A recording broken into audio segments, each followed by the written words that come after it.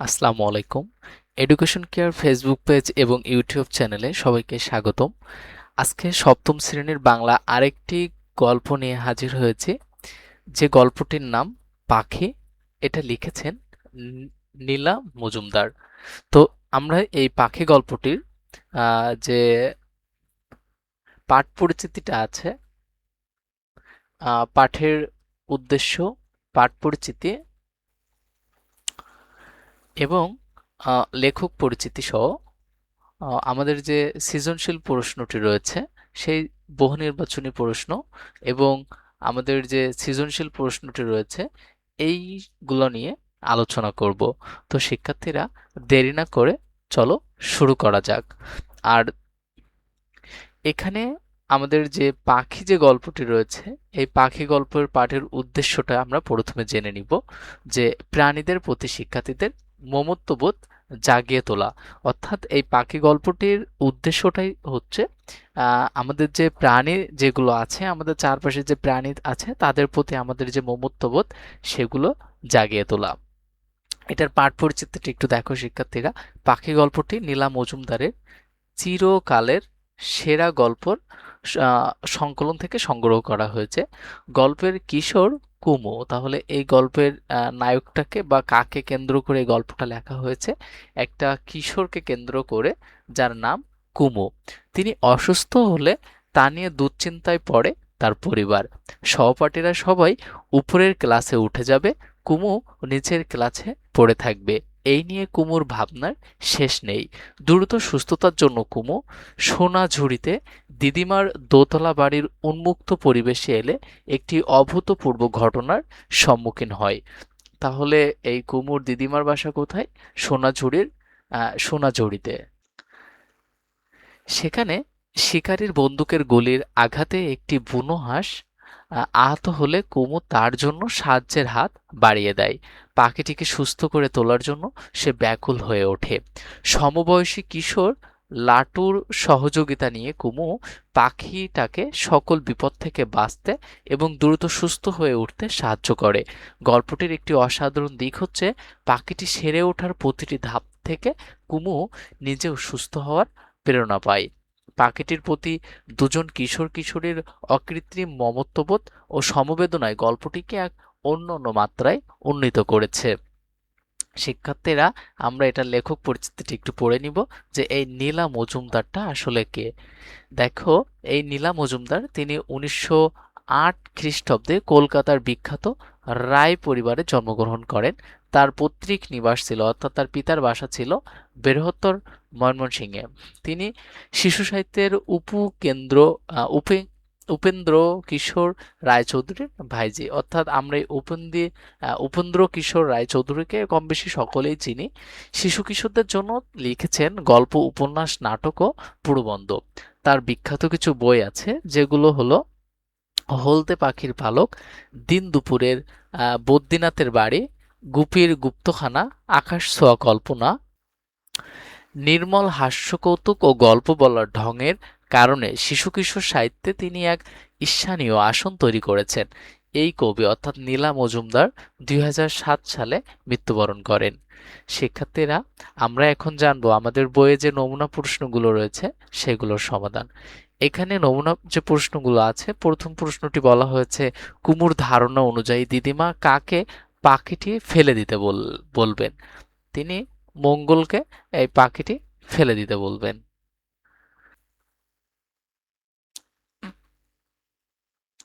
লাটু পাখিটির ডানায় চুন হলুদ বেঁধে দেয়, কারণ এটি ক্ষতস্থানের জন্য উপকারী ছিল। পাখিটি ডানা রঙিন করবে নাকি গ্রামীণ চিকিৎসা পদ্ধতি? অর্থাৎ এটা সঠিক অ্যান্সার ১ ও ৩।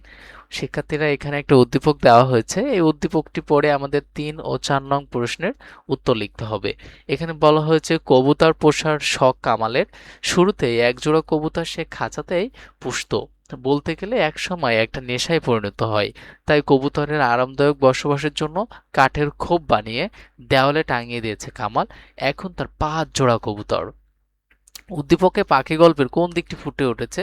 সঠিক অ্যান্সার পাখির প্রতি তার মমত্ববোধ।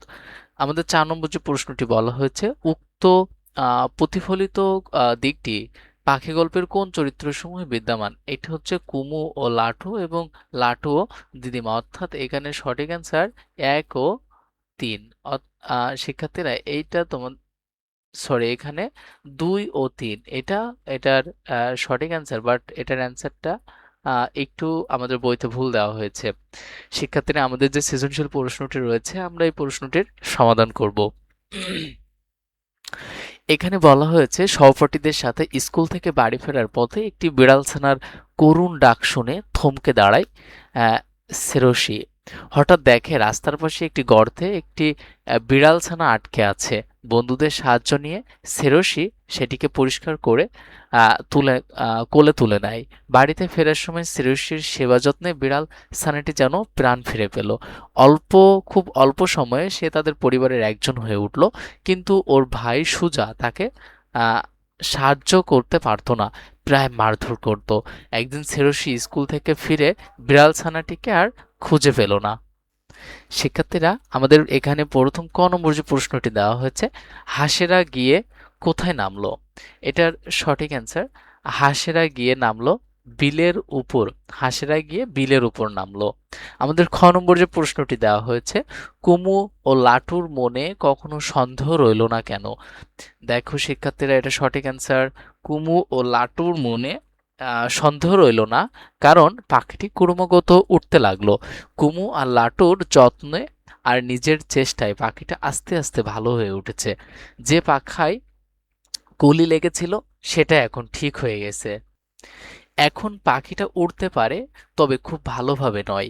একদিন যখন বুনো হাঁসেরা উঠতে শুরু করলো, তখন পাখিটাও অনেক উঁচু পর্যন্ত উড়ে গেল, কিন্তু পরে আবার নেমে এলো। তখন হাঁসেরাও নিচে নেমে এলো। সারা রাত বিশ্রাম নেওয়ার পরে পরদিন সকালে হাঁসেরা আবার আকাশে উড়লো। তখন পাখিটাও তাদের সঙ্গে উঠতে লাগলো, যদিও সে একটু পেছনে ছিল। কিন্তু কুমু আর লাটুর মনে কোনো সন্দেহ রইল না যে সে এখন যেভাবে উঠছে তাতে শিগগিরই সবাইকে ধরে ফেলবে। সেক্ষেত্রে আমাদের গ নম্বর যে প্রশ্নটি দেওয়া হয়েছে, সেরসির মাধ্যমে পাখি গল্পের কোন বিশেষ দিকটি ফুটিয়ে তোলা হয়েছে সেটা ব্যাখ্যা করো। এটার অ্যান্সারটা দেখে দেখে নাও। সেরসির মাধ্যমে পাখি গল্পের প্রাণের প্রতি মমত্ববোধের বিশেষ দিকটি ফুটিয়ে তোলা হয়েছে। মমত্ববোধ মানুষের একটি বিশেষ গুণ, যা পশু পাখির প্রতিও প্রকাশ পায়। এই গুণের কারণেই মানুষ পশু পাখি পোষে এবং অসহায় প্রাণীদের সেবা করে ভালো করে তোলে। পাখি গল্পের কুমু ও লাটুর মধ্যে পাখির প্রতি এই মমত্ববোধের দেখা যায়। তারা একটি আহত বুনো হাঁসকে ভালো করে তোলার জন্য সেবা যত্ন করে। তাদের সহযোগিতায় পাখিটি সব বিপদ থেকে মুক্ত হয়ে সুস্থ হয়ে ওঠে। এই প্রাণীর প্রতি মমত্ববোধ দেখা যায় উদ্দীপকের সেরসির মাঝেও। সে গর্তে পড়ে থাকা একটি ছোট্ট বিড়ালছানাকে তুলে এনে পরিষ্কার করে কোলে তুলে নেয়। তারপর বাড়িতে নিয়ে গিয়ে তার যত্ন নেয়। এই যত্নই বিড়ালটি নতুন জীবন পায় এবং খুব অল্প সময়ে সে সেরুসিদের পরিবারের একজন হয়ে ওঠে। শিক্ষার্থীরা, আমাদের ঘ নম্বর যে প্রশ্নটি এখানে দেওয়া হয়েছে, সুজার মানসিকতা কুমু বা লাটুর মতো হলে বিড়াল ছানাটিকে হারাতে হতো না। সেরুসির বিশ্লেষণ করো। দেখো, সুজার মানসিকতা অর্থাৎ কুমু লাটুর মতো এই সেরুসির যে ভাই ছিল সুজা, তিনি এই বিড়াল ছানাটিকে দেখতে পারতো না, অর্থাৎ তিনি প্রায় সময় মারধর করত। তো সুজার মানসিকতার কুমু ও লাটুর মতো হলে বিড়াল ছানাটিকে হারাতে হতো না। সেরুসির মন্তব্যটি যথার্থ। উদ্দীপকে সেরুসির ভাই সুজা এমনই একজন নিষ্ঠুর মানুষ, তার বোন সেরুসি পশু পাখিকে ভালোবাসলেও সুজা তা একদমই পছন্দ করে না। তাই সেরুসি যে বিড়াল ছানাটি রাস্তা থেকে তুলে নিয়ে এসেছিল, সুজা সেটিকে মারধর করে। এই কারণে বিড়াল ছানাটি তাদের বাড়ি ছেড়ে চলে যায়। অন্যদিকে পাখি গল্পের কুমু ও লাটু দুজনেই পশু পাখিকে ভালোবাসে। তারা একটি আহত বুনো হাঁসকে ভালো করে তোলার জন্য অনেক যত্ন করে। পশু পাখিও তাদের ভালোবাসা বোঝে। তারা যেখানে ভালোবাসা পায় সেখান থেকে যেতে চায় না। কিন্তু সোজা পশু পাখিকে ভালোবাসে না, তাই সেরসির বিড়ালছানাটি হারিয়ে যায়। যদি সে কুমুলাটুর মতো মমতা দেখাতো, তাহলে বিড়ালছানাটি তাদের কাছেই হয়তো থেকে যাইতো। শিক্ষার্থীরা, এই ছিল তোমাদের আহ, আজকের গল্পটি, অর্থাৎ পাখি গল্পটির বিস্তারিত যে নমুনা প্রশ্ন উত্তর রয়েছে এবং তার পাঠের উদ্দেশ্য, পাঠ পরিচিতি, লেখক পরিচিতি, এ পর্যন্তই ছিল আজকের ক্লাসটি। তো পরবর্তীতে তোমরা কোন টপিকের উপরে ক্লাস চাচ্ছ সেটা কমেন্টে অবশ্যই জানিও। আর আজকে এ পর্যন্তই। আল্লাহ হাফেজ। দেখা হচ্ছে পরবর্তী কোনো ক্লাসে।